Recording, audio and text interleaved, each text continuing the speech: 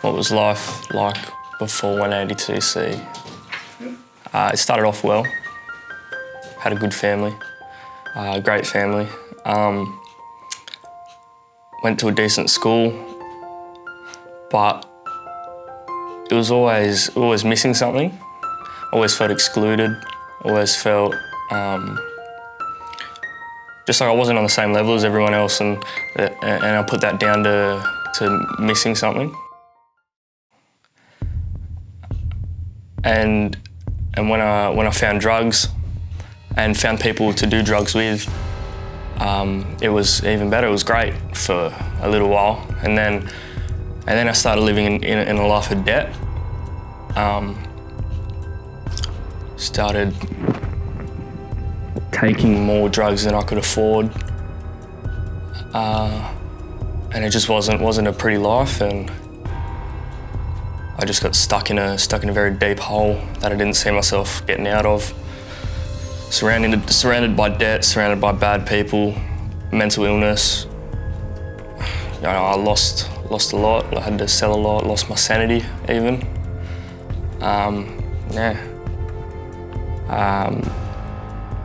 Coming down off drugs while also taking new ones, and just mental health was in shambles, and so I thought the only way out was to try and take my life, and so I ended up in hospital and opened up to my parents about what the life I was living and the cycle I'd gotten stuck in.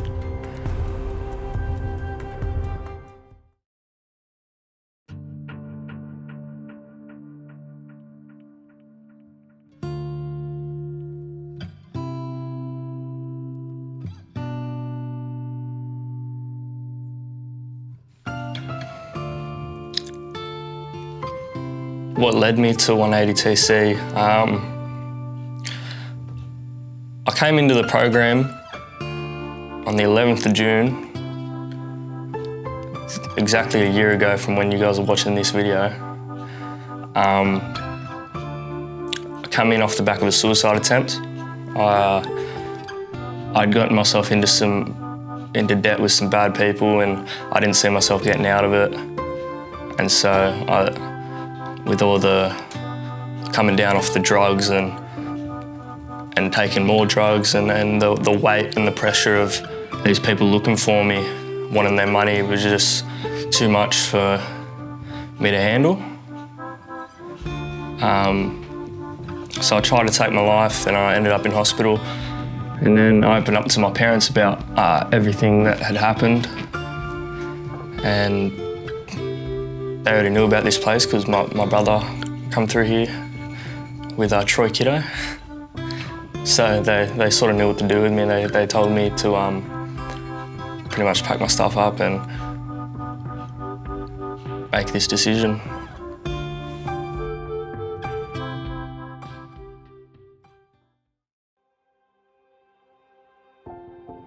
I wasn't thinking too much.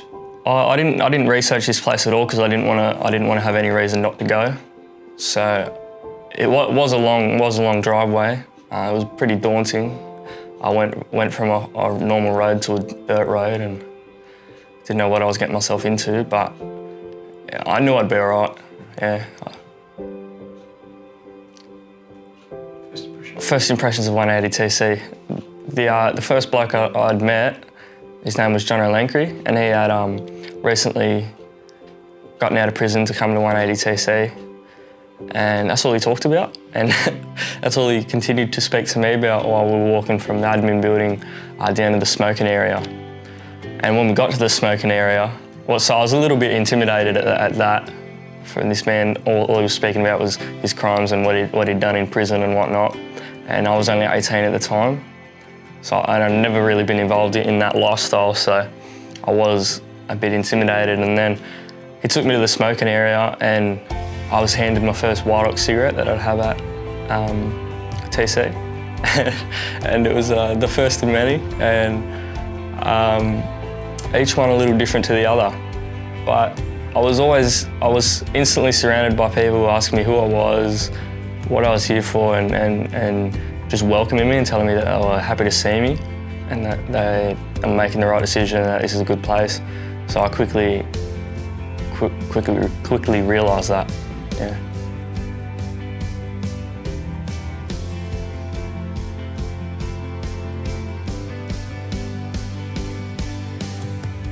I think it was definitely fighting who I was, or who I thought I was, to become who I am now. I come into this place, I didn't really know myself, as many 18-year-olds don't really know who they are, but yeah, I didn't have any direction in my life. I'd failed school, I'd failed my apprenticeships, so it was time to just create a new me. And the biggest challenge in that was following that new me and not reverting back to old ways. Yeah.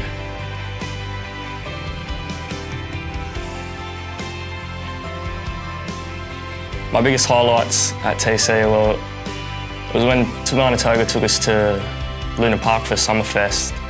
It was a really special night, and I'm sure everyone who was there can agree that it was probably one of the best nights, if not in their TC career, I guess you could say, but in their lives, because it was very special, very holy, very warm setting. It was amazing. It was full of worship music, full of the word, and it just touched so many people. I gave my life that night. I haven't really looked back since.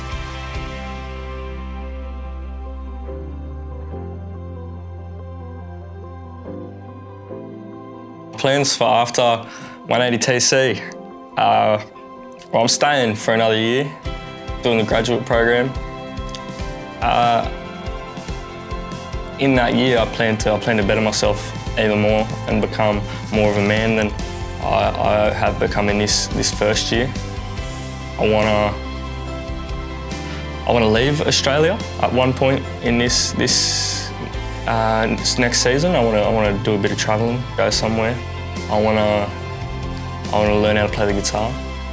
Yeah, and I plan to do a lot more media, a lot more filming. Maybe reopen my photography business and just get involved with that, as well as going to establishing a spot at GWS, Hillsong. And yeah, just living my life clean, and yeah.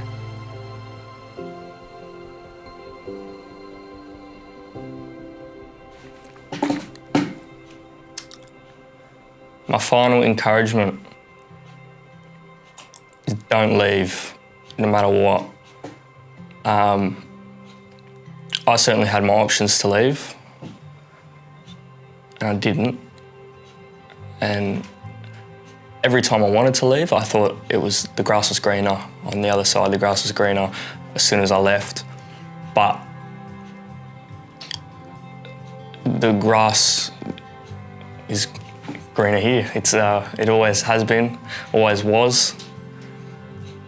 Once you come to the end of this year, end of your year here, you just realise how much more you grow after each time you stay when you wanted to leave. Yeah, so just don't leave. No matter what, just stick it out. It's worth it in the end. Yeah.